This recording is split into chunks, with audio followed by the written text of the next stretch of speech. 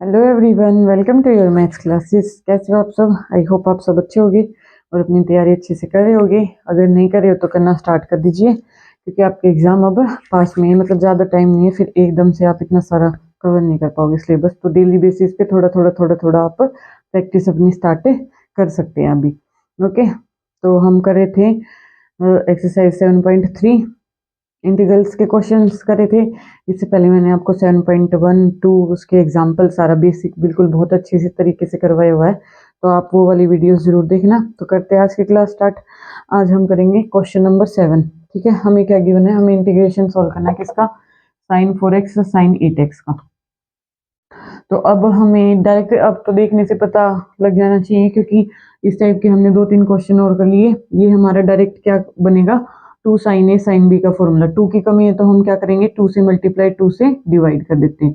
तो अब ये हमारे पास बना 2 साइन एक्स साइन वाई का फॉर्मूला। 2 साइन एक्स साइन वाई। ठीक है, तो वो हमारे पास क्या होता है? Cos x minus y. ठीक है, जब यहाँ पे दोनों साइन के हैं तो यहाँ दोनों कोस के आएंगे, ऐसे आप याद कर सकते हैं। Minus cos x plus y. ठीक है, अब हमें फिर से वही क्या करना है? एक बार एंगल्स को सब्ट्रैक्ट करना है, एक बार एंगल्स को ऐड करना है। तो अब हम ये वाला फॉर्मूला, यहाँ पे हमारा जो x है, x की वैल्यू हमारे पास कितनी हो जाएगी? 4x। ये वाली हमारी x की वैल्यू हो जाएगी, हमारी y की। y हमारे पास कितना हो जाएगा? 8x।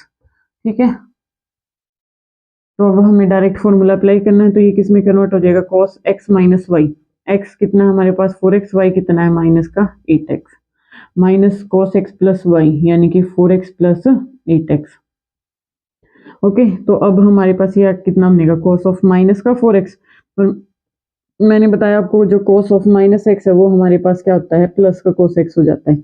और जो साइन होता है, साइन ऑफ माइनस एक्स क्या होता है? माइनस का साइन x। वो साइन को बाहर निकाल देता है, और cos है, cos वो माइनस को क्या कर देता है? खत्म कर देता है।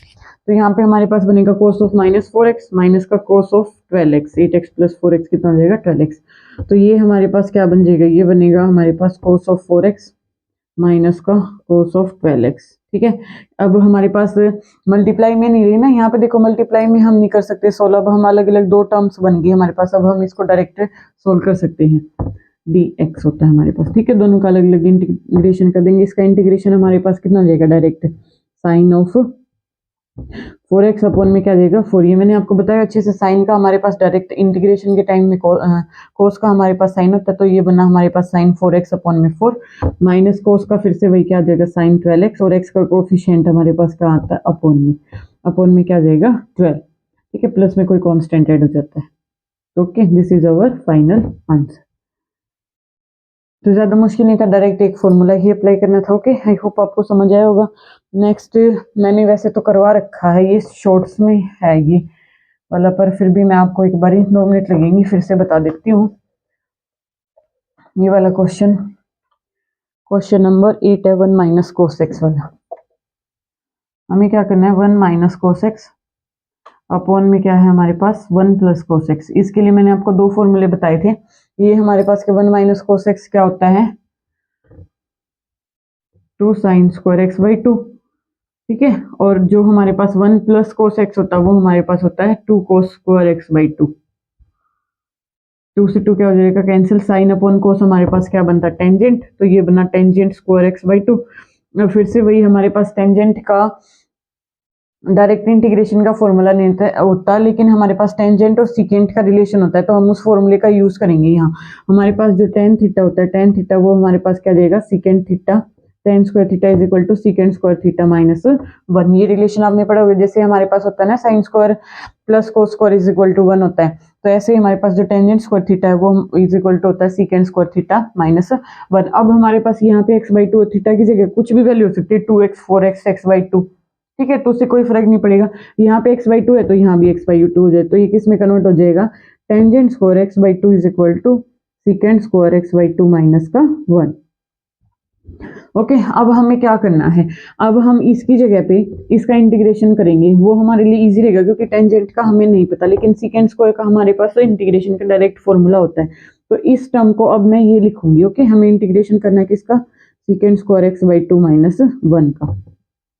ओके, तो हमारे पास जो सीकेंट स्क्वायर एक्स है उसका क्या होता है? Tangent theta.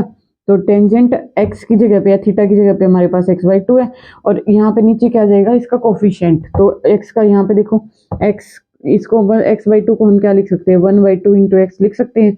तो हमारे पास जो x है x का कोफिशिएंट क्या बना 1/2। तो x का कोफिशिएंट बना 1/2, वो हमारे अपोन में आता है। वन का कितना होता है x होता है प्लस कोई कांस्टेंट। जब हम इसको ऊपर लेके जाएंगे तो ये 2 टाइम्स बन जाएगा और ये हमारा क्या हो गया कैंसिल।